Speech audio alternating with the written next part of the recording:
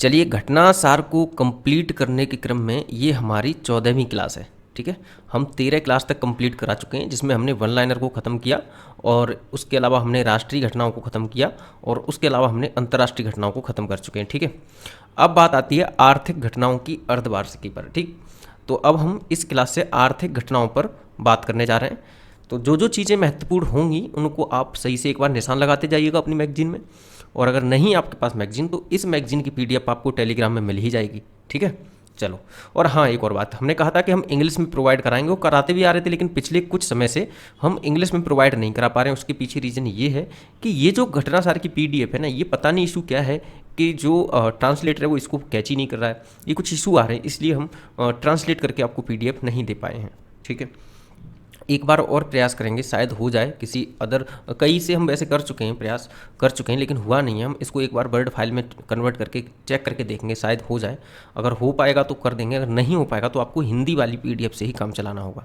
ठीक है, चलो तो शुरू करते हैं। तो पहली बात यह है कि खरीफ फसलों के न्यूनतम समर्थन मूल्य यानी कि एमएसपी की जो है घोषणा की गई है। ठीक है, चलो देख लेते हैं। इसमें कहा है कि प्रधानमंत्री मोदी की अध्यक्षता में हुई कैबिनेट की बैठक में 2024-25 की खरीफ फसलों के लिए न्यूनतम समर्थन मूल्य यानी कि मिनिमम सपोर्ट प्राइस अर्थात एमएसपी की मंजूरी 19 जून 2024 को प्रदान कर दी गई है। ठीक, अब इसमें डेट वगैरह ऐसा कुछ याद करने वाला है भी नहीं। ठीक, लेकिन आपको ये पता होना चाहिए कि खरीफ फसलें कौन सी होती हैं, जायद फसलें कौन सी होती हैं। ठीक है, जायद फसलें कौन सी होती हैं। ये फसलों के बारे में तो आपको ऐसा होता है कि नॉर्मली फसलों के बारे में तो पता होता ही होता है। ठीक है, लेकिन उनमें से ना कुछ फसलें ऐसी होती हैं, एक दो, जो थोड़ी सी कन्फ्यूज कर जाती हैं। तो आपको इन सब की एक लिस्ट बना लेनी है, और लिस्ट बनाने के बाद में जो जो कन्फ्यूज करने वाली हैं उनको हाईलाइट कर लेना है और उनको ही सही ढंग से याद कर लेना है। ठीक है, चलो तो देख लेते हैं। हम फसलों के बारे में नहीं चर्चा करेंगे, कौन सी फसलें खरीफ की होती हैं या जो भी लिस्ट होती है, हम उस पर चर्चा नहीं करेंगे। लेकिन हाँ, हम इस पर चर्चा जरूर करेंगे कि अभी न्यूनतम समर्थन मूल्य कितना तय किया गया है और इसकी एक प्रोसेस क्या है। ठीक है, चलो एक बार प्रोसेस को समझ लेते हैं। असल में होता क्या है कि जो खरीफ जो फसलें होती हैं उन पर जो सिफारिश की जाती है एमएसपी की, चलो एक बार देख लेते हैं कि जो सिफारिश की जाती है वो सिफारिश किसके द्वारा की जाती है। सिफारिश की जाती है CACP के द्वारा। ठीक है, यानी कि commission for agriculture cost and price, हम कह सकते हैं commission for agriculture cost and price. ठीक है, तो CACP के द्वारा सिफारिश की जाती है कि किस फसल की एमएसपी कितनी रखी जानी चाहिए। समझ में आया। सवाल ये है कि CACP यानी कि कृषि लागत एवं मूल्य आयोग अर्थात commission for agriculture cost and price, इस संस्था के द्वारा या इस कमीशन के द्वारा किसको सिफारिश की जाती है। तो वो सिफारिश की जाती है इसके द्वारा CCEA यानी कि कैबिनेट, यहाँ पर देखो cabinet committee on economic affair, cabinet committee on economic affair. ठीक, CCEA को सिफारिश की जाती है CACP के द्वारा। क्या इतनी बात क्लियर हुई? ये बात आपको दिमाग में रहनी चाहिए कि CCEA ये जो कैबिनेट कमेटी है, ये इसका जो फैसला होता है एमएसपी पर, वो अंतिम फैसला होता है कि किस फसल के लिए कितनी एमएसपी रखी जाएगी। लेकिन सिफारिश CACP के द्वारा की जाती है, और इसकी सिफारिश जो CACP है इसकी सिफारिश बाध्यकारी नहीं होती CCEA पर, इसकी सिफारिश केवल सलाहकारी होती है। CCEA के ऊपर डिपेंड करता है कि वो किस सलाह को मानेगा और किस सलाह को नहीं मानेगा। चलो इतनी सी बात क्लियर हुई। अब दूसरी बात एक ये कि जो CACP है जब ये सिफारिश करता है तो कितनी फसलों की करता है, तो ये बात आपको जो है पता होनी चाहिए कि ये करता है टोटल 22 फसलों की जो है एमएसपी करता है निर्धारित। ठीक, और एक फसल की FRP करता है। ठीक, अब 22 फसलों में ये जो 22 फसल हैं, इन 22 फसलों में अगर हम देखें तो देखो 14 फसलें होती हैं खरीफ की। पता है किस कभी अगर इस तरीके का स्टेटमेंट आ जाए जैसे कि खरीफ की 14 फसलें हैं और 6 फसलें होती हैं रबी की। ठीक है, और इसके अलावा 2 फसलें कॉमर्शियल होती हैं। ठीक है, जो वाणिज्यिक फसलें होती हैं, हम कह सकते हैं ये वाणिज्यिक फसलें होती हैं। ठीक है, वाणिज्यिक फसलें होती हैं। अब देखो ध्यान से, अगर कहीं पर स्टेटमेंट इस तरीके से आता है कि जो एमएसपी जो 22 फसलों की निर्धारित की जाती है CACP के द्वारा, उनमें से 50% से ज़्यादा केवल रबी की फसलें हैं, अगर इस तरीके से आता है तो याद रखना ये स्टेटमेंट गलत हो जाएगा। अगर कहता है कि 50% से ज़्यादा केवल खरीफ की फसलें हैं, अगर इस तरीके का स्टेटमेंट आता है तो हाँ ये स्टेटमेंट सही हो जाएगा। क्या बात क्लियर हुई? तो याद रखना है कि एमएसपी की जो 22 फसलें हैं उनमें 14 फसलें खरीफ की हैं, 6 फसलें रबी की हैं और 2 फसलें कॉमर्शियल हैं, वाणिज्यिक फसलें हैं। ठीक है। अब एक और बात ये कि जो एफआरपी है ये किसकी निर्धारित की जाती है? तो सबको पता है कि ये भाई गन्ने की जो है एफआरपी निर्धारित की जाती है। लेकिन सवाल एक यहाँ उठता है, सवाल ये उठता है कि भाई गन्ने की भी एमएसपी निर्धारित क्यों नहीं की जाती? भाई पैसे जब देने ही हैं तो एमएसपी के अंतर्गत ही क्यों नहीं दे दिए जाते? इसकी एफआरपी क्यों निर्धारित की जाती है? तो देखो इसकी एफआरपी जो निर्धारित की जाती है, ठीक है, उसके पीछे रीजन ये है कि गन्ने से बनती है चीनी। ठीक है, गन्ने से क्या बनती है? गन्ने से बनती है चीनी, और चीनी मार्केट में अप एंड डाउन होती रहती है।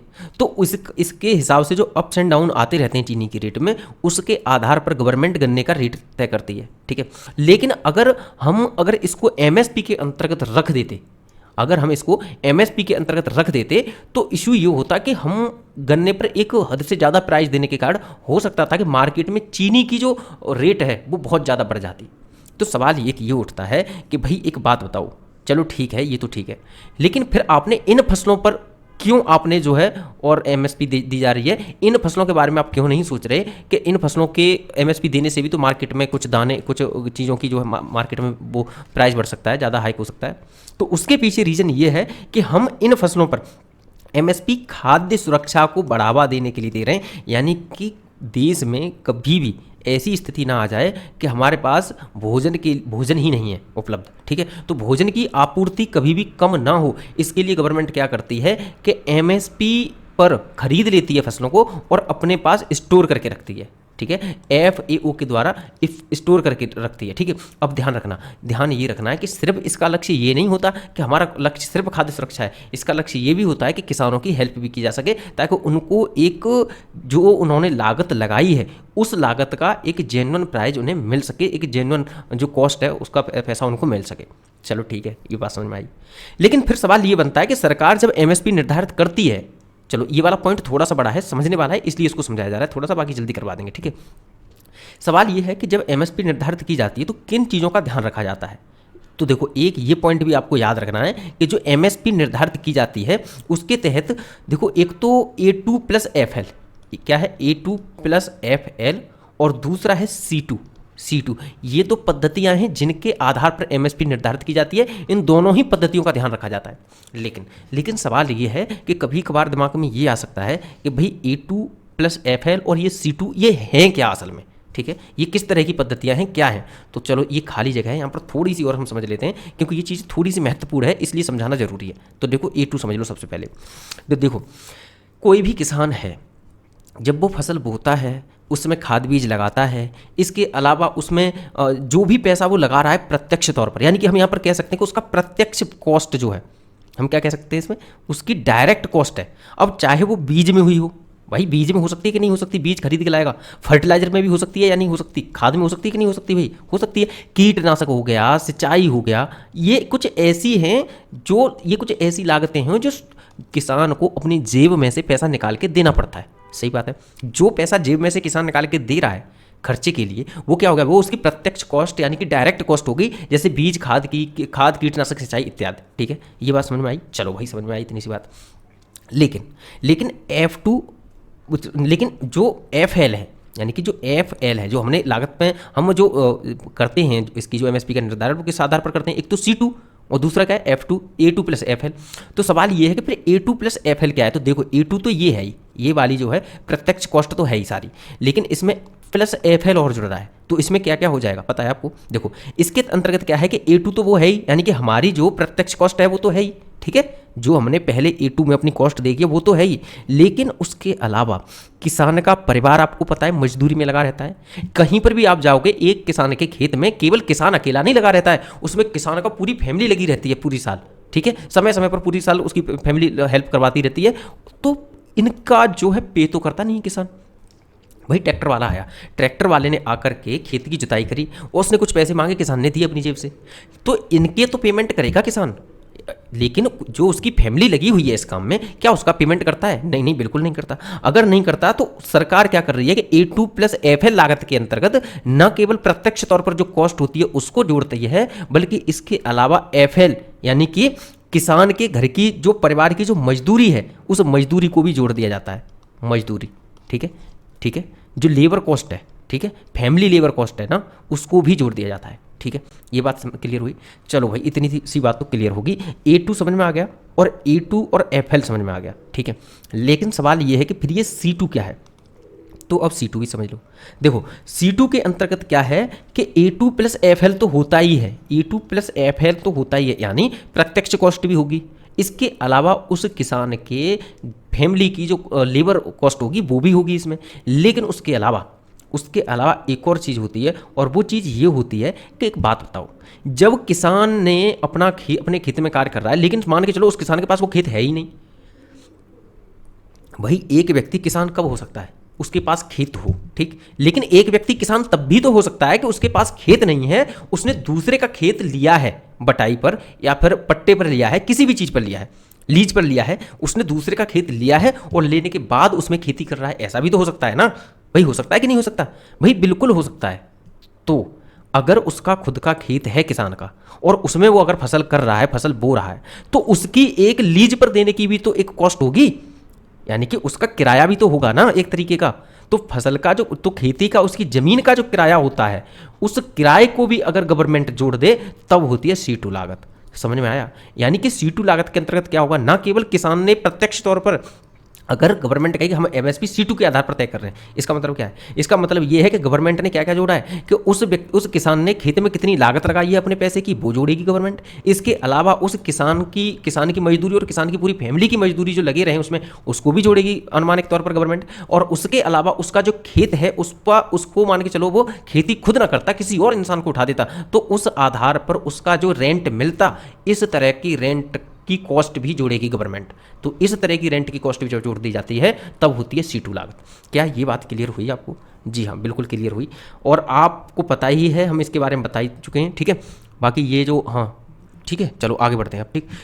ये तो आपको पता हो गया होगा ना कि हम जो MSP इस पर क्यों करते हैं और FRP इस पर क्यों करते हैं, ठीक है। गन्ने पर FRP की जाती है, बिल्कुल दिमाग में रखना, ठीक है। Fair and remunerative price, fair and remunerative price, हम कह सकते हैं यहाँ पर फेयर एंड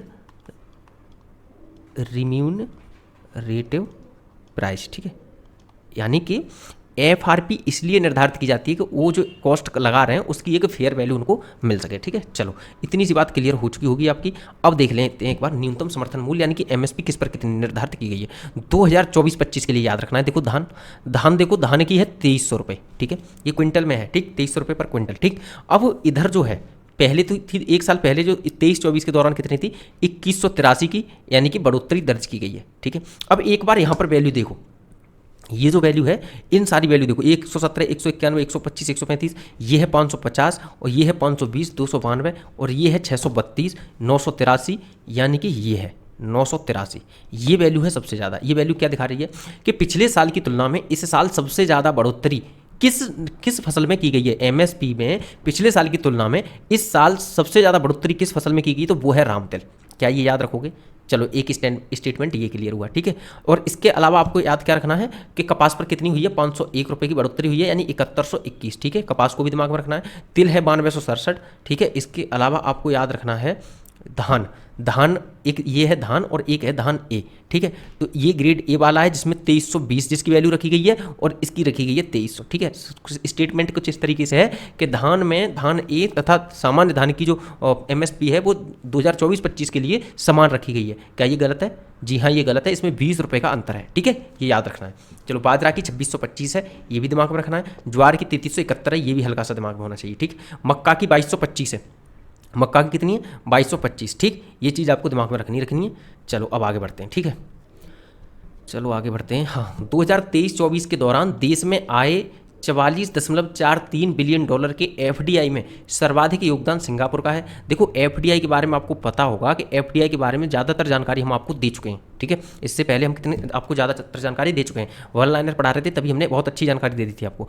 इस बार 2023-24 के लिए 44.4 बिलियन डॉलर की एफडीआई आई है भारत में, जिसमें सर्वाधिक योगदान यानी पहले नंबर पर किसका है, सिंगापुर का है, ठीक है, सिंगापुर का योगदान है। इस सिंगापुर से जो हमारे देश में आई है कितनी, 11.77 बिलियन डॉलर की एफडीआई आई है। लेकिन सिंगापुर से सबसे ज़्यादा आई है, 11.77 बिलियन डॉलर की एफडीआई आई है। लेकिन उसके बावजूद हमें यह भी तथ्य याद रखना है कि 31.55% की कमी दर्ज की गई है पिछले साल की तुलना में, ठीक है। चलो अगला पॉइंट कह रहा है कि देखो जितने भी देशों से भारत में एफडीआई आई है उन सभी में कमी की गई है पिछले वर्ष की तुलना में, ठीक है। लेकिन अगर हम नीदरलैंड और जापान को देखें तो ये दो ऐसे देश हैं जिनसे आने वाली एफडीआई में बढ़ोतरी दर्ज की गई है, ठीक है। ये पॉइंट भी आपको दिमाग में रखना है। आगे बढ़ते हैं, अगला है कि 2018-19 से, चलो ये पॉइंट भी याद रखना कि भाई सबसे पहले तो हमें पता है पहले नंबर पर कौन है, सिंगापुर है अभी। दूसरे नंबर पर कौन है अभी भारत में एफडीआई के मामले में, दूसरे नंबर पर कौन है, बिल्कुल मॉरिशस है दूसरे नंबर पर, ठीक है। मॉरिशस दूसरे नंबर पर, और तीसरे नंबर पर संयुक्त राज्य अमेरिका यानी कि यूनाइटेड स्टेट ऑफ अमेरिका अर्थात यूएसए, ठीक है। तो चलो याद क्या रखना है, पहले नंबर पर सिंगापुर, दूसरे पर मॉरिशस और तीसरे पर अमेरिका, ठीक है। ये पॉइंट आपको याद रखने। अच्छा चलो हाँ, एक ये भी याद रखना है कि 2018-19 से सिंगापुर भारत के लिए एफडीआई का सबसे बड़ा सोर्स बना हुआ है, 2018-19 से, ठीक है।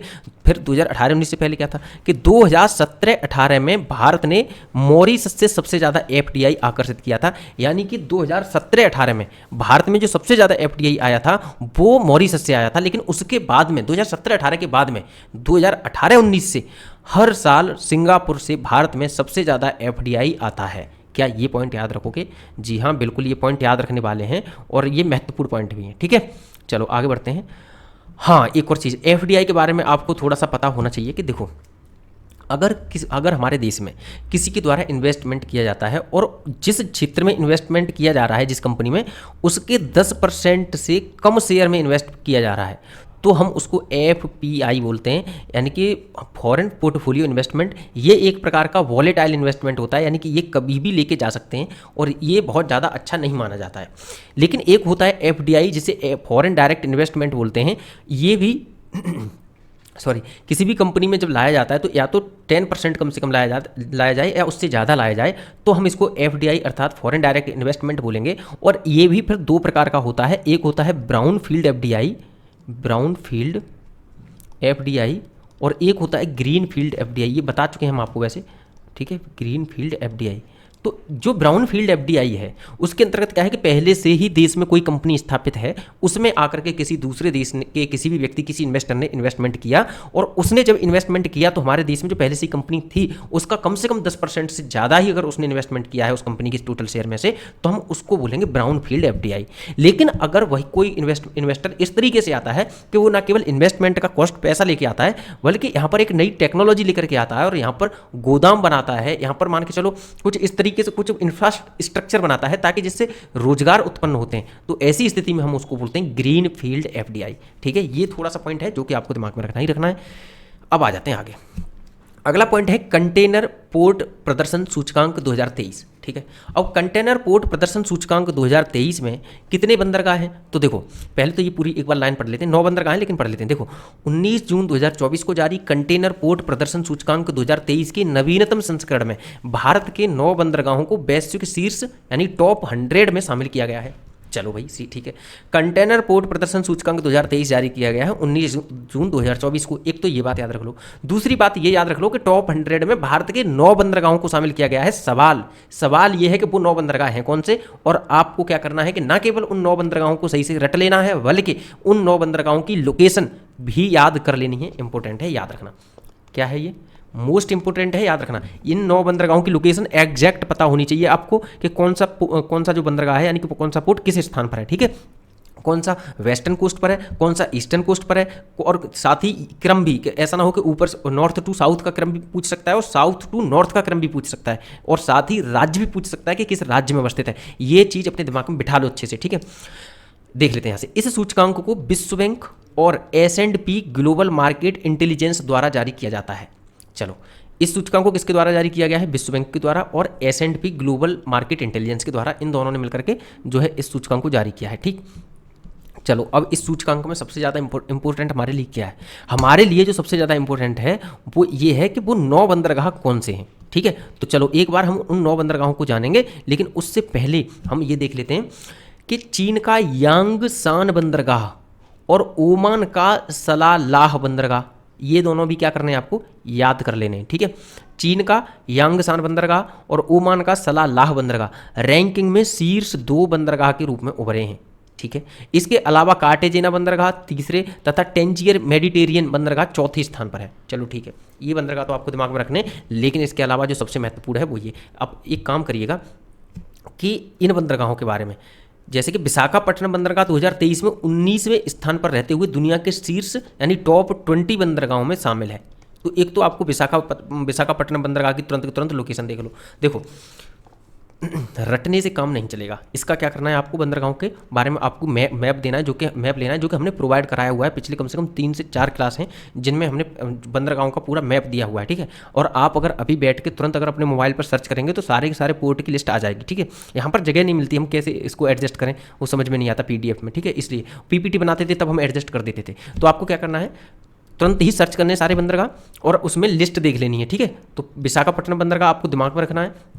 ठीक है, उसके अलावा मुंद्रा बंदरगाह भी वर्तमान में रैंकिंग 27वें स्थान पर पहुंच गया है। देखो, अब ये जो मुंद्रा बंदरगाह है ना, जितने भी बंदरगाह हैं उन सब में मुंद्रा बंदरगाह सबसे इंपॉर्टेंट है। ठीक है, ये याद रखना, ये गुजरात में है, ये याद रखना। ठीक, कहाँ पर है ये गुजरात में है। विशाखापट्टनम तो आपको पता ही होगा आंध्र प्रदेश में। ठीक, तो मुंद्रा बंदरगाह के बारे में याद रखना, ये गुजरात में है। ठीक है, ये कांडला से भी लेफ्ट में पड़ता है। आपको इसकी मुंद्रा बंदरगाह के बारे में टेलीग्राम में आज हमने एक पोस्ट भी डाली हुई है जिसमें इसकी लोकेशन भी बताई है, कांडला बंदरगाह से कितना वेस्ट में है कितना ईस्ट में, ये लोकेशन भी बताई है। और इसके अलावा हमने इसके बारे में कुछ महत्वपूर्ण फैक्ट थे वो भी बता दिए गए। ठीक है, तो ये आपको दिमाग में रखना है। आगे आ जाते हैं, अगला है कि 2022 की रैंकिंग में विशाखापट्टनम की 115वीं रैंक और मुंद्रा की 48वीं रैंक से उत्तरोत्तर प्रगति को दर्शाता है। 2022 में जब रैंकिंग आई थी तो विशाखापट्टनम 115 पर था और मुंद्रा 48वीं रैंक पर था, लेकिन अब आप छलांग देख रहे हो, विशाखापट्टनम टॉप 20 में आ गया, यानी कि 19th रैंक पर आ गया, और जो मुंद्रा बंदरगाह है वो 48वीं रैंक पर आ गया है। ठीक है, अब सवाल ये है कि देखो, ये तो 2 बंदरगाह हो गए, भारत के टोटल कितने टॉप 100 में शामिल किए गए? भाई टॉप 100 में भारत के 9 बंदरगाह शामिल किए गए।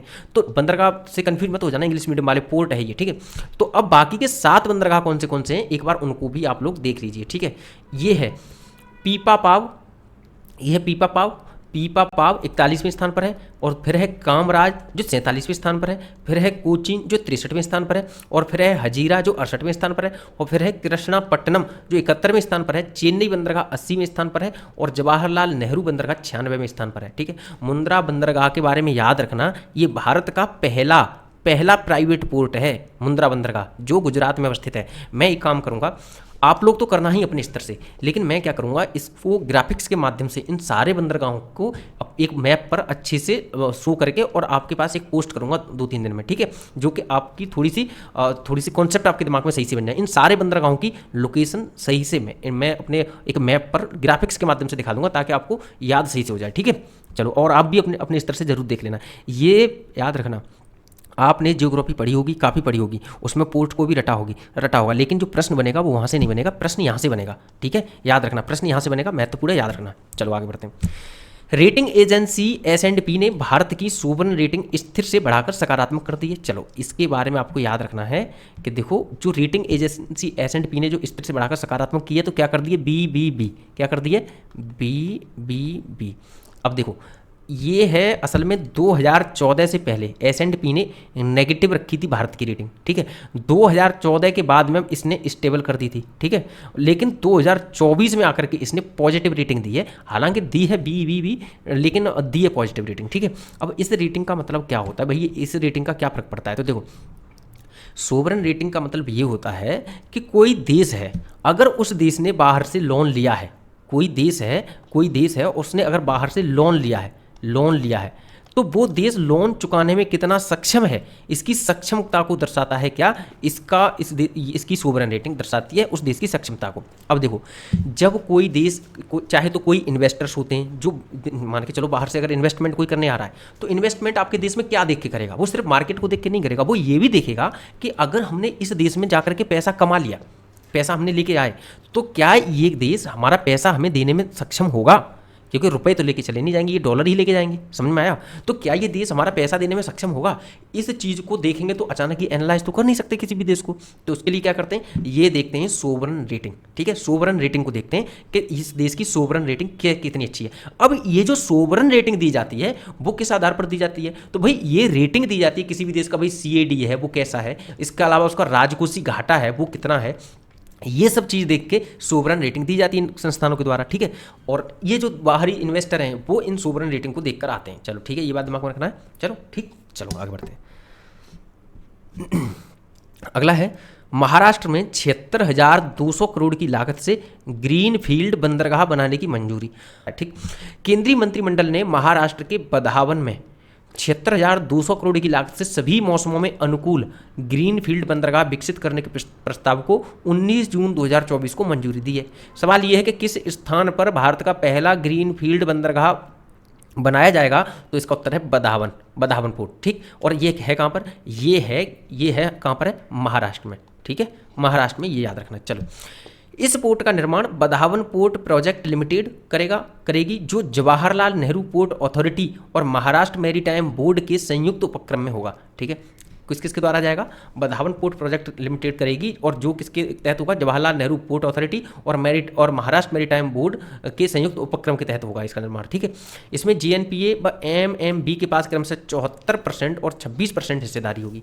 GNPA यानी कि जवाहरलाल नेहरू पोर्ट अथॉरिटी के पास 74% होगा, और जो महाराष्ट्र मैरीटाइम बोर्ड है उसके पास 26% होगा। ठीक है, इसकी अथॉरिटी। ठीक, चलो ये बात आपको दिमाग में रखनी है। इसके अलावा क्या, अगला है भारत का पहला ट्रांसशिपमेंट हब बिंझिंजम पोर्ट। देखो, बिंझिंजम पोर्ट का मतलब ट्रांसशिपमेंट पोर्ट का मतलब क्या है कि देखो, जब भी किसी पोर्ट पर बहुत बड़े बड़े जहाज आ जाएं, मान के चलो इस पोर्ट पर बहुत बड़े बड़े जहाज आ जाएं, तो उन जहाज़ों में इतना सामान हो कि छोटे छोटे जहाज़ों में ट्रांसफ़र किया जा सके। तो ऐसे पोर्ट जहाँ पर बहुत बड़े बड़े शिप आ जाएं, तो उस शिप से छोटे छोटे पोर्ट में भी, छोटे छोटे शिप में भी ट्रांसपोर्ट करा जा सके सामान को, तो उसे हम बोलते हैं ट्रांसशिपमेंट पोर्ट। अब सवाल ये है कि भाई तो क्या इसका मतलब ये है कि सारे पोर्ट ऐसे नहीं हैं जहाँ पर बड़े बड़े जहाज आ सकें, समुद्री जहाज आ सकें? जी हाँ, बिल्कुल सही। सारे पोर्ट ऐसे नहीं होते कि जहाँ पर बहुत बड़े बड़े जो शिप हैं वो आ सकें और जिनसे जो ट्रांसशिपमेंट है वो दूसरे पोर्ट में हो सके। एक बार शांति से समझो। देखो, ऐसा होता है कि जो बहुत बड़ा शिप होता है उसकी कॉस्ट बहुत ज़्यादा होती है, और कुछ क्षेत्र ऐसे होते हैं जहाँ पर उसको सही से मतलब खड़ा नहीं करा जा सकता, या वहाँ उनके पास अवेलेबल नहीं ऐसा पोर्ट जहाँ पर इतने बड़े पोर्ट को करा जा सके। ठीक है, तुम सवाल करोगे कि भाई ऐसे तो समुद्र में ही तो खड़ा करना है, कहीं पर भी खड़ा कर दो। उसके पीछे रीज़न ये है कि गहराई का भी अनुमान देखा जाता है, कितनी गहराई कहाँ पर है और ये इतना पानी है यहाँ पर कि नहीं। ठीक है, इन सब चीज़ों का ध्यान रखा जाता है। चलो, इतनी सी बात समझ में आई। तो क्या भारत के पास नहीं थे ट्रांसशिपमेंट पोर्ट? जी हाँ, भारत के पास नहीं थे। जैसे सिंगापुर है, इन जो एशिया, ऐसा होता है कि एशिया से यूरोप के बीच में जो ट्रांसपोर्टेशन होता है, तो कुछ पोर्ट ऐसे हैं जो ट्रांसशिपमेंट के बहुत सारे पैसे ले लेते हैं, यानी कि उनने अपना कोई भी लागत नहीं लगाई है, लेकिन कोई भी बाहर का शिप आया और वो इनके पोर्ट पर बस खड़ा होगा और यहाँ से अदर पोर्ट्स में, अदर शिप में यहाँ से ट्रांसपोर्ट होगा सामान, और ये जो पोर्ट है वो इसी बात के पैसे लेगा, इसी बात का रेंट वसूल कर लेगा।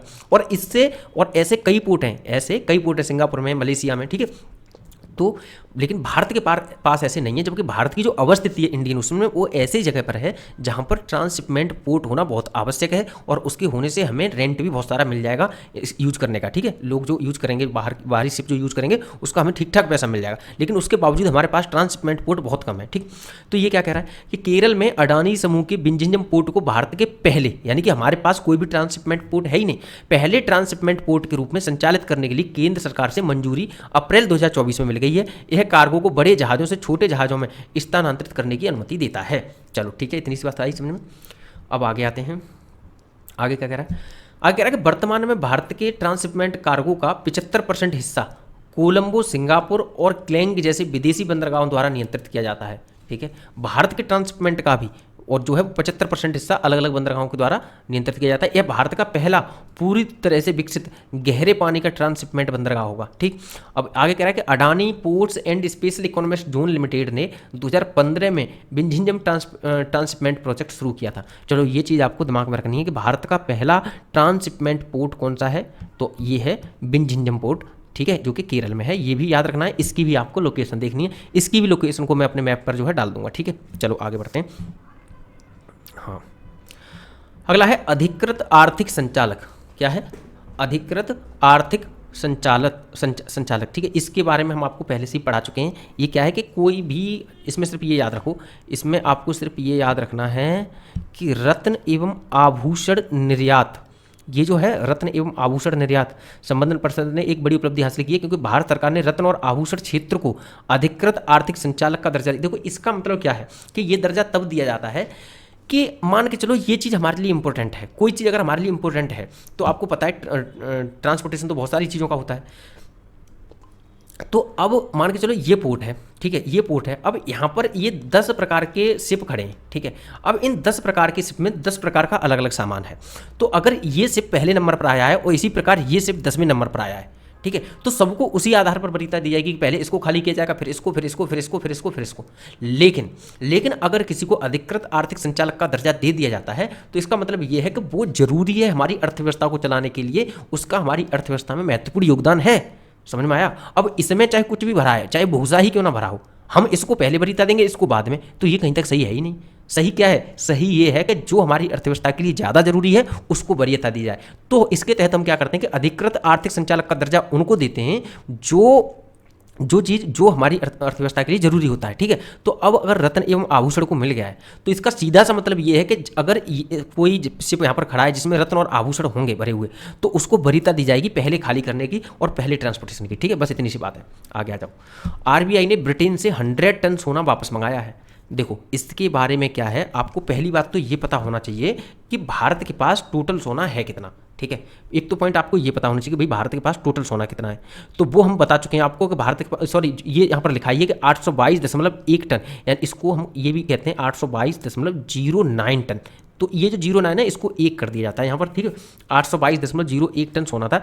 ये पॉइंट याद नहीं रखना है, बस आपको ये याद रखना है कि भारत के पास टोटल 822.1 टन सोना है। ठीक, अब जब भारत के पास इतना सोना है तो ये जो सोना है ना, ये 9th रैंक पर है पूरी दुनिया में, यानी कि सबसे ज़्यादा सोने के भंडारण के मामले में भारत की जो रैंक है वो 9th है। ठीक, इससे आगे कौन कौन सा है, तो देखो पहले नंबर पर है यूएसए। अब आपको पता है जो लोग टेलीग्राम से जुड़े हुए हैं उन्हें पता ही होगा कि हमने सुबह ही एक पोस्ट कर दी थी इससे संबंधित। ठीक है, इससे संबंधित हम सुबह ही एक पोस्ट कर चुके हैं जिसमें बताया हुआ था सारे के सारे टॉप 10 बंदरगाहों के बारे में बताया हुआ था, सॉरी टॉप 10 देशों के बारे में बताया हुआ था जिनके पास जो है गोल्ड रिजर्व हैं। ठीक है, सबसे ज़्यादा। और सेकंड नंबर पर कौन है, तो सेकंड नंबर पर है जर्मनी। ठीक है, सेकंड नंबर पर जर्मनी है, तीसरे नंबर पर इटली है। ठीक, तीसरे नंबर पर इटली है, चौथे नंबर पर रसिया है, चौथे नंबर पर रूस है, 5वें नंबर पर फ्रांस है। ठीक है, और जो भारत की रैंक है वो भारत की रैंक कौन सी है, भारत की रैंक है 9th रैंक। ठीक है, ये आपको याद रखना है। देखो गोल्ड रिजर्व अगर किसी देश में होते हैं तो उस देश के लिए ये बेहतर चीज़ है। पता है क्यों? क्योंकि अलग अलग जो करेंसी होती हैं उनकी रेट कभी भी गिर सकती है। ठीक है, हालांकि डॉलर बहुत समय से स्टेबल बना हुआ है, लेकिन मान के चलो कल को कुछ देश इसको अपनाना, इसको लेना बंद कर दें। आपको पता है वैश्विक परिदृश्य में इस तरह की युद्धनीय स्थिति बनी हुई है, तो उसमें अगर 2 गुटों में बट जाती है अगर दुनिया, जो कि बटी हुई भी है लगभग, और वो जैसे कि ब्रिक्स जिस हिसाब से प्रयास कर रहे हैं कि ब्रिक्स करेंसी को बढ़ावा देंगे डॉलर के स्थान पर, तो अगर ऐसा होता है कि डॉलर में अगर लेन देन बंद करके देश अगर अलग अलग दूसरे ग्रुप में शामिल हो जाते हैं, जैसे कि ब्रिक्स करेंसी को बढ़ावा दिया जा रहा है, तो कुछ देश ऐसे हैं जो ब्रिक्स करेंसी को बढ़ावा देना शुरू हो जाए। ठीक है, तो डॉलर की जो कीमत है वो डेफिनेटली गिरने लगेगी मार्केट में, और अगर डेफिनेटली अगर डॉलर की कीमत गिरेगी मार्केट में तो इसका सीधा सा मतलब ये है कि भाई तो जो डॉलर के रिजर्व होंगे ना देशों के पास वो नुकसान में जाने लगेंगे। कि पहले उनके पास 500 करोड़ मान के चलो था रिजर्व डॉलर का, और उससे मान के चलो 10 भैंसें आती थी, तो अब वही 500 करोड़ इसकी कीमत गिर चुकी है, तो वही 500 करोड़ पूरा डॉलर तो है रिजर्व, लेकिन अब इनकी 10 भैंसें नहीं आएंगी, अब उनके पास अब केवल 5 ही भैंस खरीद पा रहे हैं। समझ में आ रहा है? देश भैंसें नहीं खरीदते हैं, लेकिन देश जो बाहर से प्रोडक्ट खरीदते हैं उनका तो प्राइस कम, उनका तो उनकी जो कैपेसिटी है खरीदने की वो तो कम हो जाएगी ना। तो इस आधार पर हालांकि डॉलर पर एक विश्वास है काफ़ी देशों को अभी तक बना हुआ भी है, लेकिन अगर ऐसी स्थिति बनती है तो फिर क्या ऐसे रिजर्व होंगे जो उस देश को स्टेबिलिटी देंगे, तो वो होते हैं गोल्ड रिजर्व। इनके रेट नहीं गिरते, गोल्ड रिजर्व हैं, इनके सामान्य तौर पर इतने रेट नहीं गिरते। ये कोई भी देश इसमें हस्तक्षेप करके कुछ नहीं कर सकता, क्योंकि गोल्ड को बनाया नहीं जा सकता। समझ में आया? गोल्ड एक बार में ही बन गया, अब केवल खदानों के माध्यम से इसको खोदा जा सकता है। ठीक है, वो भी बहुत ज़्यादा अवेलेबल है नहीं। ठीक, चलो आगे बढ़ते हैं। आगे बढ़ते हैं। और भारत का ये जो गोल्ड है ना, एक बार याद रखना, जो 822.1 टन गोल्ड है भारत का, वो सारा का सारा भारत में नहीं रखा है, वो अलग अलग देशों में भी भारत रखता है, क्योंकि हमें भी सिक्योरिटी लगानी पड़ती है, इसको रखने के लिए हमें भी सिक्योरिटी लगानी पड़ती है। लेकिन अगर हम इसको बाहर रखते हैं तो हो सकता है कि कभी कभार हमें सस्ता भी पड़ जाता है। भाई कुछ बैंक ऐसी हैं जो गोल्ड को ही स्टोर करती हैं, जो अलग अलग दुनिया के देश वहाँ पर गोल्ड स्टोर कर रहे हैं, तो उनको बेशक कम कम मिले उनसे पैसा, लेकिन फिर भी इनके पास में जो है काफ़ी पैसा होता है, तो ये तो फायदे में रहते हैं। लेकिन अगर हम इस गोल्ड की सिक्योरिटी के लिए बहुत ज़्यादा सिक्योरिटी लगा देंगे तो हो सकता है कि हमारी जो सिक्योरिटी है वो सिक्योरिटी की कॉस्ट ज़्यादा आ जाए, जो हमें यहाँ पर रिजर्व करके रखा है वहाँ से जो हमें रेंट देना पड़ रहा है उसकी अपेक्षा कर। ठीक है, चलो। तो भारत में कि भाई गोल्ड रिजर्व कहाँ किया जाता है, ये भी याद रखना है कि देश के भीतर मुंबई के मिंट रोड पर रिजर्व बैंक ऑफिस की पुरानी बिल्डिंग में सोना रखा जाता है, और इसके अलावा पूरी सुरक्षा के साथ भंडारण कहाँ किया जाता है, नागपुर में भी किया जाता है। ठीक है, चलो। दुनिया में गोल्ड रिजर्व में जहाँ अमेरिका 8,133.46 टन के साथ ही पहले स्थान पर है, वहीं भारत का स्थान इसमें कौन सा है, 9वां स्थान है। ठीक है, टॉप 5 की भी हमने लिस्ट आपको बता ही दी है ऊपर, और इसके अलावा टेलीग्राम में भी आपको लिस्ट प्रोवाइड करा दी है। ठीक, ये चीज़ आपको रखनी है दिमाग में। चलो आगे बढ़ते हैं। अगला है कि जिम्बाब्वे का जिग नाम की नई स्वर्ण समर्थित मुद्रा जारी की गई है।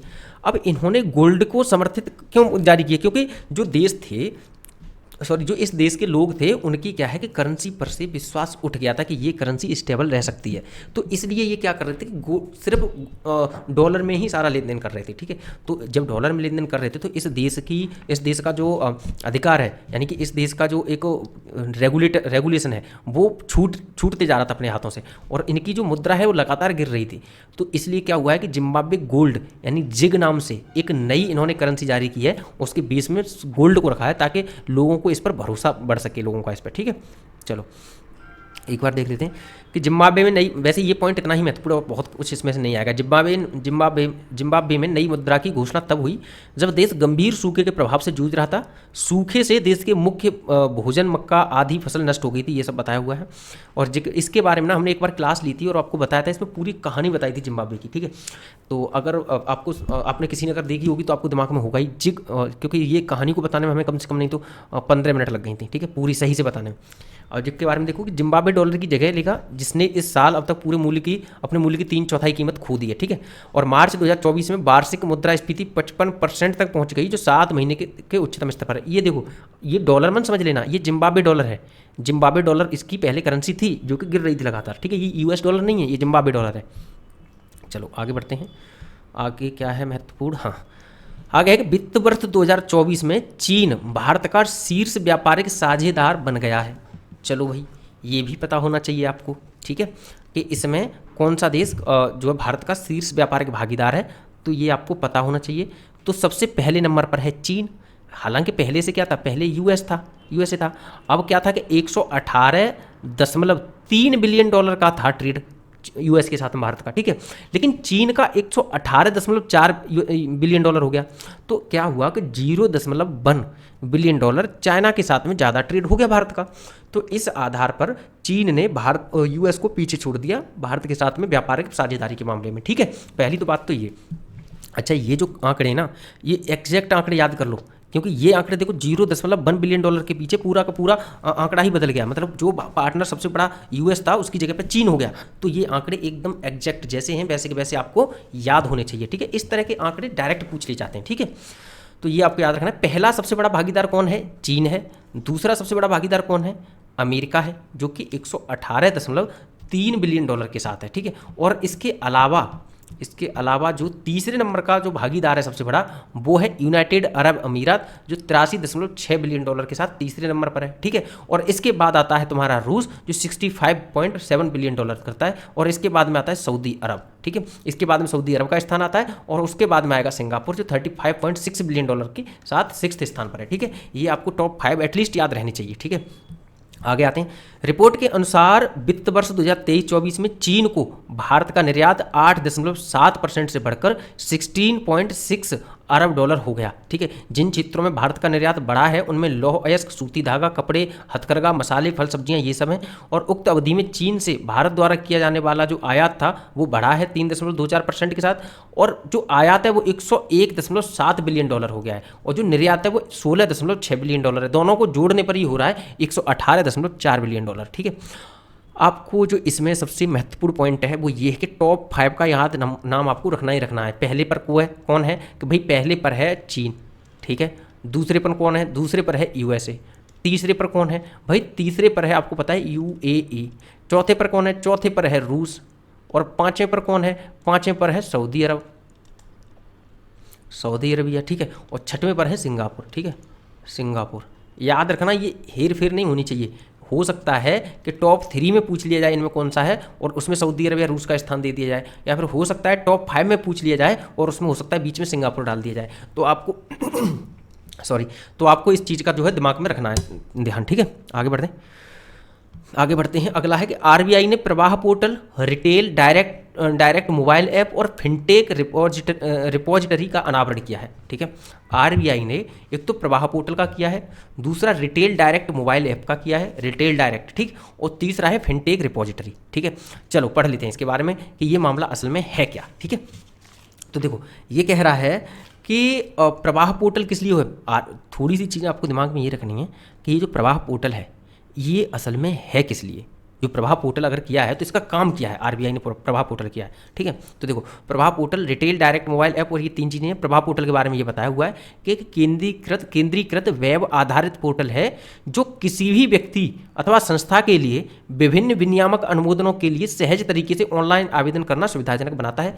ये लैंग्वेज अगर आपके समझ में नहीं आई तो दोबारा समझो कि कोई भी इंडिविजुअल व्यक्ति हुआ, कोई भी इंडिविजुअल कह सकते हैं हम इसकी जगह पे, INDI, कोई इंडिविजुअल हुआ या फिर कोई एंटिटी हुई, ठीक है, कोई भी एंटिटी हुई, तो उसको लाइसेंसिंग, भाई लाइसेंस वगैरह तो प्राप्त करते हैं ना ये आरबीआई से, तो लाइसेंसिंग देना हुआ, रेगुलेशन हुआ, इन सबका अप्रूवल तो लेना पड़ेगा भाई, इन सबका अप्रूवल तो लेना पड़ेगा ना। तो ये इन सबका ये अप्रूवल लेने के लिए आरबीआई ने क्या किया है कि एक पोर्टल ही खोल दिया है जिसका नाम है प्रवाह पोर्टल। क्या ये बात समझ में आई? जी हाँ, ये बात समझ में आ चुकी है। तो बस ये बात दिमाग में रखना। दूसरा क्या है? दूसरा है ये रिटेल डायरेक्ट मोबाइल ऐप। भाई ये किस काम के लिए है? एक सवाल ये भी है। तो ये काम है जीसैक में लेन देन को सुविधाजनक बनाने के लिए, लेकिन खुदरा निवेशकों को, सवाल यहीं पर है कि ये खुदरा निवेशक क्या होते हैं। खुदरा निवेशक नहीं पता होगा तो देखो, खुदरा निवेशक क्या होते हैं? छोटे छोटे इन्वेस्टर होते हैं। कौन होते हैं? छोटे छोटे इन्वेस्टर, छोटे छोटे निवेशक हम कह सकते हैं, छोटे छोटे निवेशक। अब छोटे छोटे निवेशक यानी कि इनकी सीमा भी आपको याद रखनी है कि इनकी 2 लाख की सीमा होती है। कितनी? 2 लाख की। यानी कि ऐसे इन्वेस्टर जो 2 लाख तक की सीमा तक इन्वेस्टमेंट करते हैं वो छोटा निवेशक होंगे। साथ ही एक और बात दिमाग में रखनी है कि जो बड़े बड़े इन्वेस्टर होते हैं वो तो भाई आते हैं और किसी भी कंपनी के शेयर और ये सब खरीद लेते हैं, ठीक है। जो खुदरा निवेशक होते हैं उनकी वरीयता क्या होती है? उनकी वरीयता होती है एक प्रकार की बास्केट टाइप की इन्वेस्टमेंट, यानी कि वो किसी एक कंपनी में जाकर के इन्वेस्टमेंट नहीं करते क्योंकि इनके पास इतनी जानकारी भी नहीं होती है। भाई सवाल ये, फिर ये इन्वेस्टमेंट कहाँ करते हैं? ये करते हैं एक टोकरी में। टोकरी क्या होती है? कोई टोकरी है मान के चलो, और इसमें मल्टीपल टाइप के अगर शेयर हैं तो इसको हम बोलेंगे एक तरीके की टोकरी, ठीक है। अब तो ये होता क्या है? तो ये होता है म्यूचुअल फंड। क्या होता है? Mutual fund. जिसको म्यूचुअल फंड पता नहीं वो भी दिमाग में रखना। अब मान के चलो कोई म्यूचुअल फंड वाले हैं, कोई कंपनी है, उसने अपना म्यूचुअल फंड जारी किया है। वो किस तरह से करेगा कि वो पहले छोटे छोटे इन्वेस्टर से पैसा ले लेगा और उनके पास मान के चलो इसने लिया 5-5 रुपये और उसने 10 लोगों से ले लिया, यानी कि उसके पास टोटल 50 रुपये आ गए इस कंपनी के पास में। अब ये कंपनी 50 रुपये का क्या करेगी कि मल्टीपल टाइप के शेयर खरीद लेगी, ठीक है, मल्टीपल शेयर खरीद लेगी। और उन सब शेयरों को खरीदने के बाद में फिर इनका जो है एक इंडेक्स के तहत इन लोगों ने जो पैसा जारी किया है, इन लोगों ने पैसा जमा किया है, तो इन्होंने किसी एक शेयर में तो जमा नहीं किया जो कि अगर डूब गया तो सारा पैसा डूब जाएगा। इन्होंने मल्टीपल शेयर में किया है, तो अगर किसी में इन्हें घाटा भी होता है तो दूसरे शेयर से इन्हें क्या हो जाएगा? फायदा हो जाएगा। इसलिए म्यूचुअल फंड में इन्वेस्टमेंट करना अन्य कंपनी में किसी में भी इन्वेस्टमेंट करने से ज़्यादा सुरक्षित माना जाता है। हालांकि रिटर्न इतना अच्छा नहीं होता लेकिन सुरक्षित माना जाता है। म्यूचुअल फंड हो गया, इसके अलावा ETF भी हो गया। ये कुछ ऐसे फंड हैं जो किसके लिए महत्वपूर्ण होती है? खुदरा निवेशकों के लिए महत्वपूर्ण होते हैं। यानी ऐसे निवेशक जो छोटा छोटा अमाउंट लेकर के इन्वेस्टमेंट करते हैं, जिनके पास बहुत सारी जानकारी नहीं होती, वो क्या होते हैं? वो खुदरा निवेशक होते हैं। अब आरबीआई ने इन्हीं को दिमाग में दिया कि भाई ये खुदरा निवेशक हैं, तो छोटे छोटे इन्वेस्टर हैं, तो इनको सहूलियत देने के लिए क्या किया आरबीआई ने कि ये जीसैक में, यानी कि गवर्नमेंट सिक्योरिटीज में लेन देन ढंग से कर सकें, अपने स्मार्टफोन से ही कर सकें, अपने मोबाइल फोन से ही कर सकें। इसके लिए क्या किया उसने? रिटेल डायरेक्ट मोबाइल एप्लीकेशन ही लॉन्च कर दिया है। क्या ये बात समझ में आ चुकी है सबके? जी हाँ, आ चुकी होगी। ठीक है, आगे बढ़ते हैं। चलो, दो चीज़ करी थी उसने। एक क्या किया था, एक तो प्रवाह पोर्टल जो कि बड़े बड़े इन्वेस्टर के लिए किया गया था, दूसरा दूसरा रिटेल डायरेक्ट मोबाइल ऐप जो छोटे छोटे इन्वेस्टर के लिए, और तीसरा उसने किया है फिनटेक रिपोजिटरी। क्या है फिनटेक रिपोजिटरी? इसके तहत क्या है, देखो, मान के चलो कोई व्यक्ति किसी कंपनी में पैसे लगाने जा रहा है। अब उस कंपनी के बारे में पूरी जानकारी होनी चाहिए कि नहीं होनी चाहिए, कि भाई ये कंपनी किस क्षेत्र में काम करती है, इसका कार्य किस तरह का है, और इसका मैनेजमेंट कैसा है, और इसका फ्यूचर कैसा है। इस सब चीज़ का तो मान फ्यूचर का तो अनुमान लगाएगा, लेकिन वर्तमान में उस कंपनी की बैलेंस शीट कैसी है, उस पर कितना कर्जा है, कितनी उसकी संपत्तियां हैं, एसेट्स वैल्यू कितनी है, समझ में आ रहा है? इन सब चीज़ों की जानकारी किसी जगह पर होनी चाहिए या नहीं होनी चाहिए? भाई बेशक होनी चाहिए, क्योंकि अगर कोई इन्वेस्टमेंट करने जा रहा है तो कहाँ देखते डोलेगा इन सब की जानकारी। तो सॉरी, तो आरबीआई ने क्या किया है कि एक फिनटेक रिपोजिटरी जारी की है, जिसमें क्या है, किस फर्मों के जो डाटा है उस डाटा को इस पर जारी कर दिया जाएगा, ताकि इन्वेस्टर्स जा करके इसको देख सकें और अपना अनुमान लगा सकें। ठीक है, ये बात क्लियर हुई? चलो अब बढ़ते हैं आगे। अगला है कि भारत दुनिया का तीसरा सबसे बड़ा घरेलू एयरलाइन बाजार बन गया है। चलो एक बार इसको पढ़ लेते हैं कि जून 2024 में जारी OAG डाटा के अनुसार घरेलू एयरलाइन बाजार के मामले में भारत की स्थिति 5वें से तीसरे स्थान पर आ गई है। पहले कौन सी थी रैंक भारत की? 5वीं थी, अब कौन सी हो गई है? तीसरी। भारत ने ब्राजील और इंडोनेशिया को पीछे छोड़कर यह उपलब्धि हासिल की है। चलो भाई, ये बात तो ठीक है। अब हम क्या करेंगे कि डायरेक्ट पहुंचेंगे टॉप 5 घरेलू एयरलाइन मार्केट में। ठीक है, ये रही रैंक। पहले पर क्या है? यूएस। दूसरे पर क्या है? चीन। पहले पर है यूएस, दूसरे पर है चीन, और तीसरे पर आ गया है अब भारत। ठीक है, घरेलू एयरलाइन मार्केट किस देश की कितनी है, इस आधार पर रैंकिंग जारी की गई है, और उसमें टॉप 3 में भारत आ चुका है। पहले पर है यूएस यानी कि यूनाइटेड स्टेट ऑफ अमेरिका, दूसरे पर है चाइना, और तीसरे पर है भारत, चौथे पर है जापान, और 5वें पर है ब्राजील। चलो ये चीज़ आपको दिमाग में रखनी है। अब एक बार हम यहाँ देख लें क्या है। ये कह रहा है कि भारत अप्रैल 2024 तक 15.6 मिलियन सीटों की एयरलाइन क्षमता के साथ तीसरा सबसे बड़ा बाजार बन गया है। भारत से आगे इस सूची में अमेरिका और चीन हैं, जो पिछले 10 वर्षों में भारत ने वैश्विक स्तर पर एयरलाइन सीट की क्षमता में सबसे अधिक एवरेज वार्षिक एनुअल रूप से अगर देखें तो ग्रोथ रेट दर्ज की है, जो कि 6.9% है। ठीक है, पिछले 10 वर्षों में भारत में हवाई अड्डों की संख्या 74 से बढ़कर 157 हो गई है। चलो, ये तो आपको पॉइंट जो है दिमाग में हल्के से रखने, बहुत ज़्यादा महत्वपूर्ण है नहीं, लेकिन कॉन्सेप्ट क्लियर रहना चाहिए कि जो भारत में एक तो ये कि भाई अगर भारत में जो घरेलू एयरलाइन है उनकी क्षमता बढ़ी है या घटी है, घरेलू एयरलाइन मार्केट की क्षमता बढ़ी है घटी है, तो बढ़ी है ये पता होना चाहिए, और दूसरा ये पता होना चाहिए कि भारत तीसरे नंबर पर है। ठीक है, ये याद रहेगा। चलो आगे बढ़ते हैं। अगला है कि ग्लोबल यूनिकॉर्न इंडेक्स 2024। अब पहला सवाल कि भाई ये यूनिकॉर्न होते क्या हैं, ये यूनिकॉर्न होते क्या है? तो यूनिकॉर्न के बारे में एक बार नहीं, हर रोज़ आपको पता है, न्यूज़पेपर में आता रहता है, और आपको भी पता ही होगा इसके बारे में। लेकिन नहीं है अगर पता, तो आपको ये पता होनी चाहिए कि कोई भी ऐसा स्टार्टअप जिसकी जो वैल्यूएशन है वो $1 बिलियन हो जाती है। अगर कोई स्टार्टअप जिसकी जो वैल्यूएशन है वो $1 बिलियन अगर हो जाती है, तो उसको हम क्या बोलते हैं? उसको हम यूनिकॉर्न कहते हैं। ठीक है, चलो ठीक है भाई, आगे आ जाते हैं। ये अब इस हम न्यूज़ के बारे में पढ़ते हैं।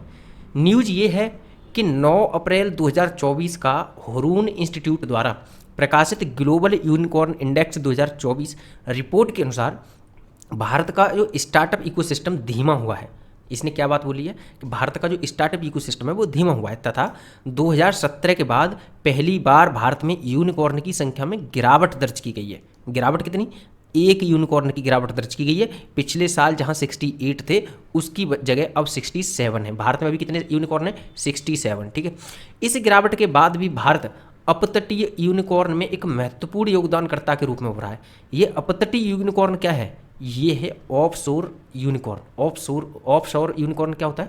देखो, ऑफशोर यूनिकॉर्न वो होता है कि हमारे देश के लोग, यानी कि जो भारतीय मूल के लोग हैं, वो जाकर के बाहर विदेशों में इन्वेस्टमेंट कर रहे हैं, और वो कोई कंपनी अगर यूनिकॉर्न बन गई तो उसके ऑफशोर बोलेंगे। ठीक है, ऑफशोर यूनिकॉर्न एक महत्वपूर्ण योगदानकर्ता के रूप में हो रहा है, जिसने देश के बाहर 109 यूनिकॉर्न की सह स्थापना की है, जो भारत के अंदर 67 की संख्या में है।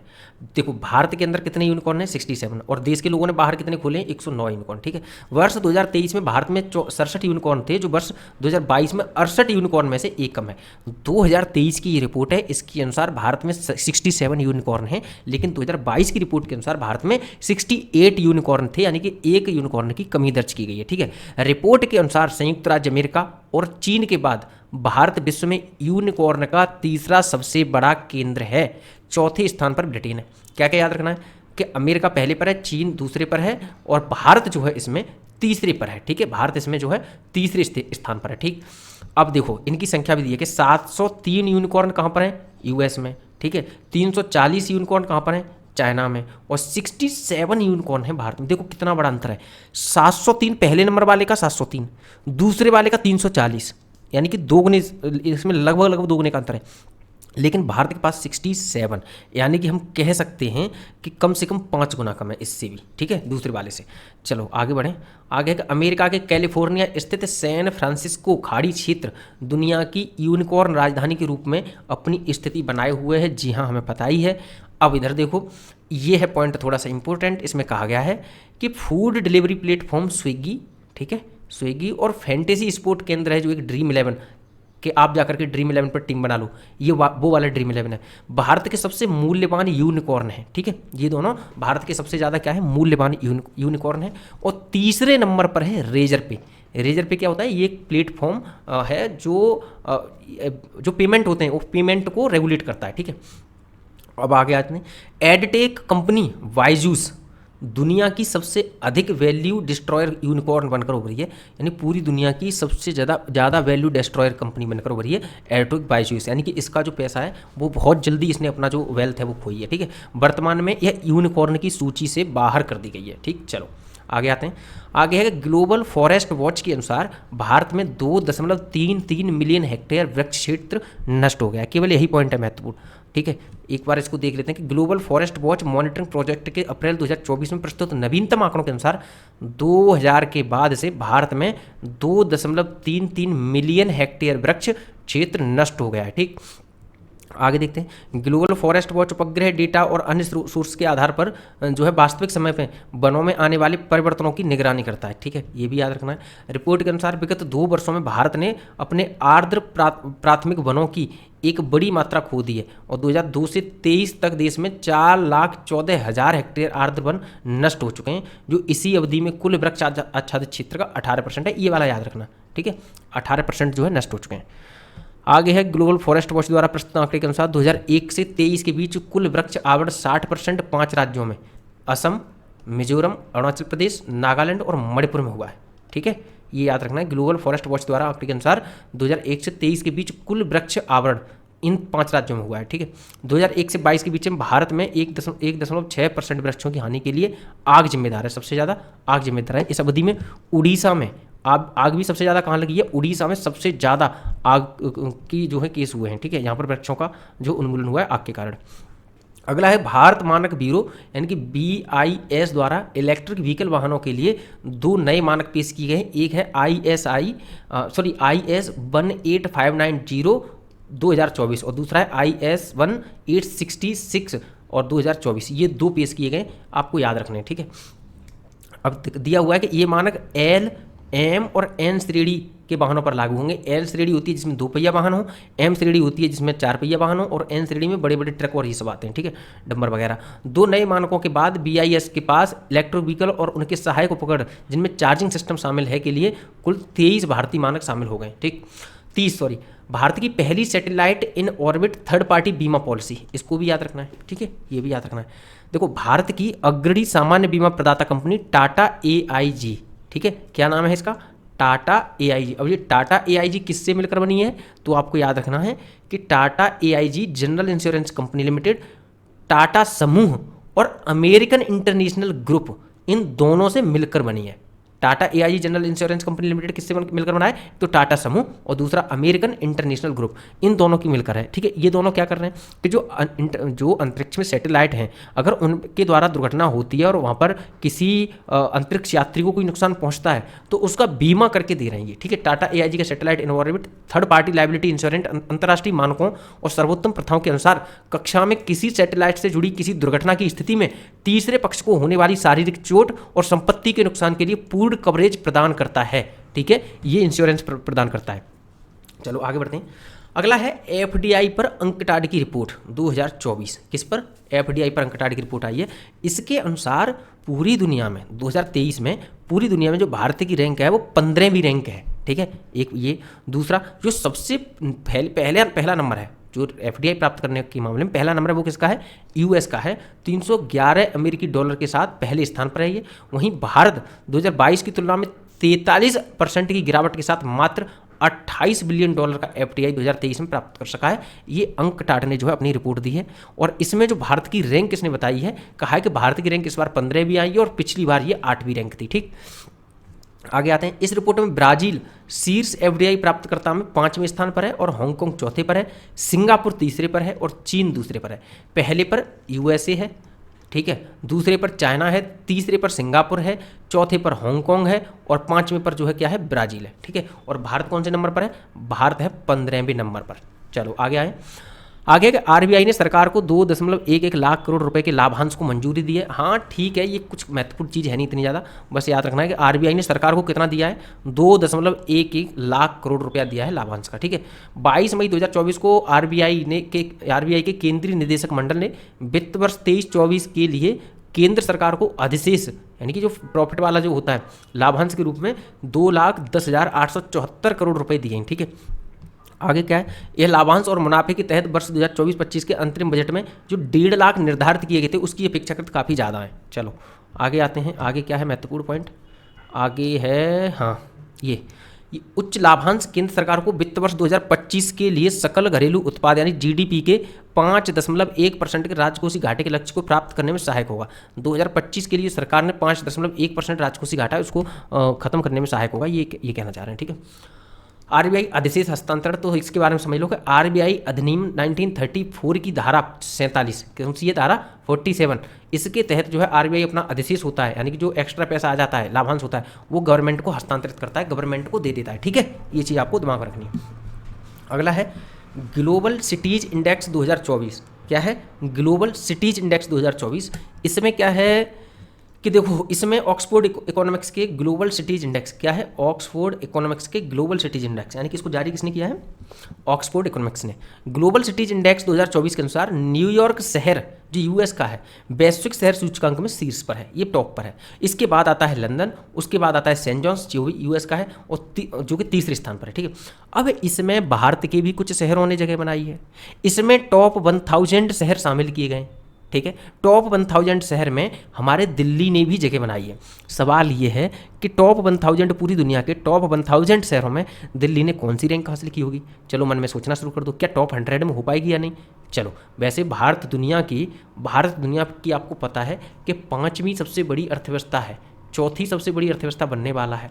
तो जरूरी ये है कि भारत के कम से कम टॉप 100 में नहीं बल्कि टॉप 10 में भी भारत का जो कोई ना कोई शहर होना चाहिए। लेकिन ऐसा नहीं है, भारत का जो दिल्ली का स्थान आया है वो आया है 350वां। कौन सा आया है, 350वां स्थान आया है। ठीक है, टॉप 1000 में। अगर हम इसमें देखें और अच्छा ये अगर हम इसमें और देखें तो दिल्ली का 350वां स्थान आया है और वहीं बेंगलोर का 411 आया है, मुंबई का 427 है, चेन्नई का 472 है और कोच्चि का 521 है। ठीक है, ये कुछ स्थान आए।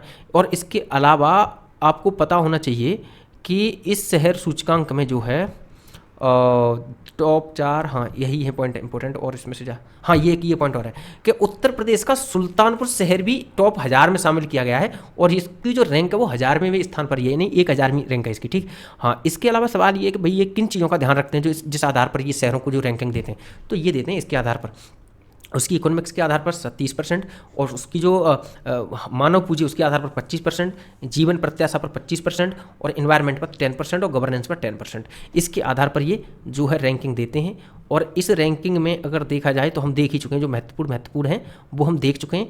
अगर यहाँ से देखना चाहें आप तो देखो, न्यूयॉर्क शहर पहले पर है, लंदन दूसरे पर है, सेंट जोस है, ये सैन हॉज हो गया है जबकि इसका नाम क्या है, इसका सेंट जोस है। ठीक है, सेंट जोन्स, तो सेंट जोन्स है वो तीसरे नंबर पर, टोक्यो चौथे पर है और पेरिस है 5वें पर।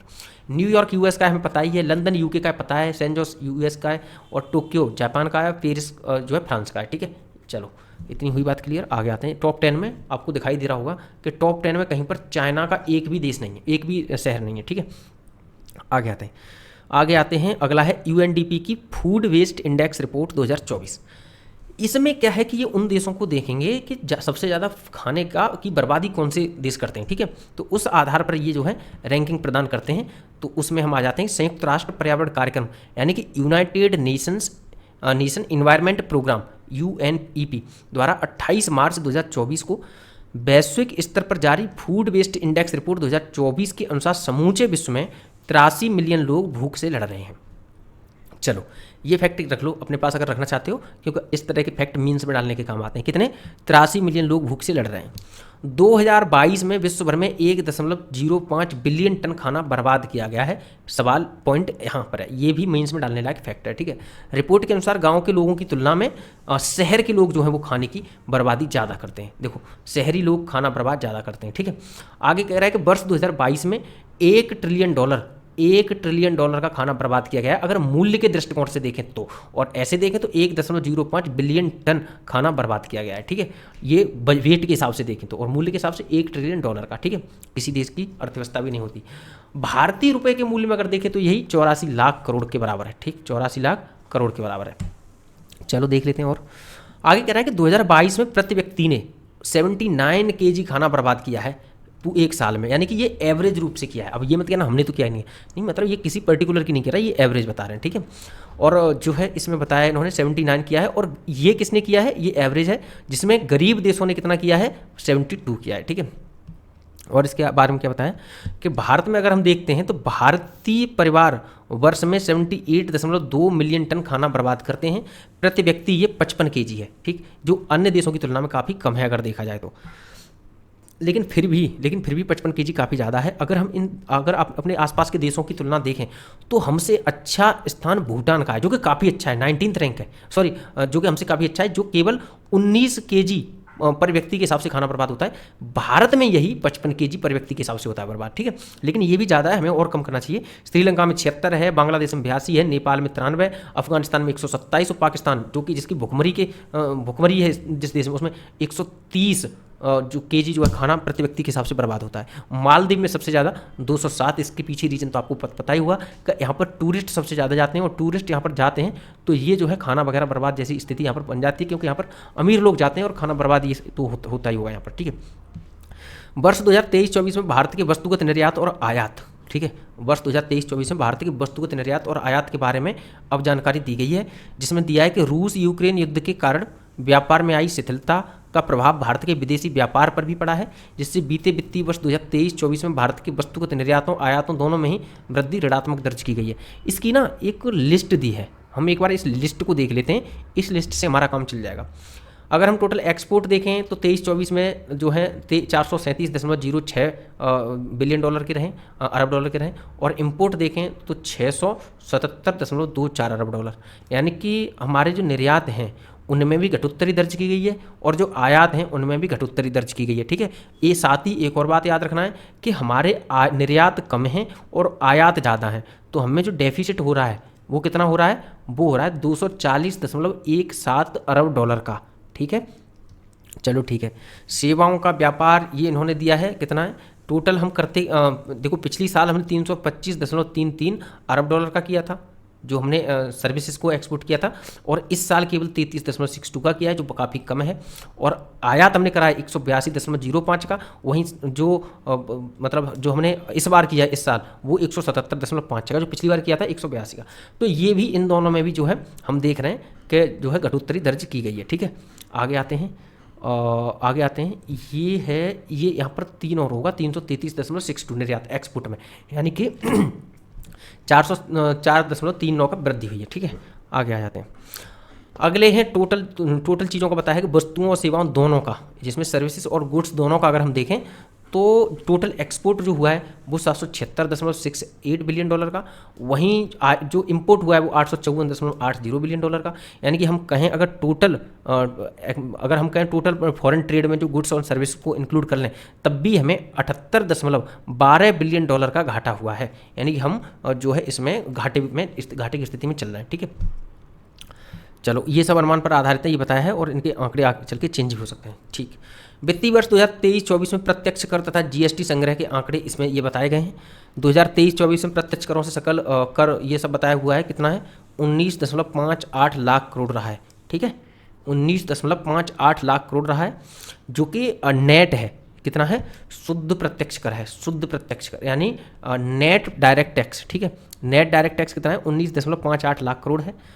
और अगर हम इसको देखें कि कॉर्पोरेट टैक्स इसमें कितना है, तो कॉर्पोरेट टैक्स है 9.11 लाख करोड़ का, ठीक है। और इनकम टैक्स देखें तो वो है 12 सॉरी ये नहीं होगा, ये पॉइंट नहीं होगा, इसके अलावा ये होगा हमारा, क्योंकि हमें शुद्ध देखना होता है निवल यानी कि नेट, तो वो कितना रहा है, वो रहा है हमारा $10.44 बिलियन का, 10.44 लाख करोड़ का, ठीक है। जीएसटी संग्रह कितना रहा है, तो ये बताया है 20.14 लाख करोड़ का, और ये भी बताया है कि ये अभी तक का सबसे ज़्यादा प्राप्त किया हुआ है, यानी कि अभी तक किसी भी वर्ष इतना जो है लाख करोड़ का नहीं रहा है, ठीक है। हम एक काम करेंगे, इन सब की एक लिस्ट ही आपको प्रोवाइड करा देंगे, ठीक है, ताकि सही से याद हो जाए। चलो लिस्ट दे देंगे हम आपको टेलीग्राम में, ठीक है। चलो तो क्लास 14 को हम यहीं पर ख़त्म करते हैं, क्लास 14 को यहीं ख़त्म करते हैं, क्लास 15 जल्दी कल आएगी। और हाँ, एक महत्वपूर्ण याद रखिएगा कि आज है सैटरडे, ठीक है। संडे के दिन पता होना चाहिए आपको कि संडे के दिन हम क्या करने वाले हैं। संडे के दिन इवनिंग में टेस्ट होगा, जितना हमने कराया है मैगजीन में उसका टेस्ट होने वाला है संडे के दिन, ठीक है। घटना सार का टेस्ट होने वाला है, तैयार रहना है आपको, ठीक है। टेस्ट होगा शाम को 8 बजे, टेस्ट होगा 8 PM पर संडे के दिन, ठीक है। संडे के दिन यानी कि कल। चलो तो आज की क्लास में इतना ही, थैंक यू सो मच।